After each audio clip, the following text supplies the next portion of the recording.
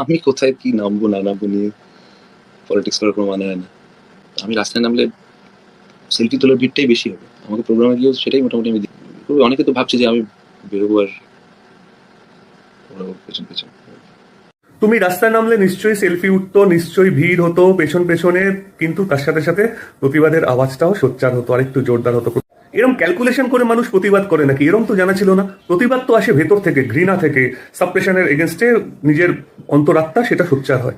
তার জন্য সে আগে পিছে দেখে না, আগে পিছে ক্যালকুলেশন করে না যে কে তার সাথে রইলো, কে তার বিপক্ষে, কে তার সঙ্গে সেলফি তুললো, কে তাকে ভিড়ের মধ্যে এক করে নিল। ভিড় ভিড় তো নিশ্চয়ই দরকার, ভিড়ের জন্যই তো গান গাও, কনসার্ট করো, তাই না? তোমার জন্য কিছু শুরুও হয়নি, তোমার জন্য কিছু ওয়েট করেও নেই। ভিড় তো হবেই, ভিড়েই তো প্রতিবাদের কণ্ঠ সোচ্চার হয়। তোমাকে সত্যি সত্যিই ভালোবাসে, তাদের কাছে নিজের একটা অন্যরকম, এই ভিডিও তো ছেড়েছো বাইরে বাজারে, লোকজন যাতে জানে তোমার কথা, তাদের একটা ডিফারেন্ট ইমপ্রেশন হয়, খারাপ ইমপ্রেশন হয়।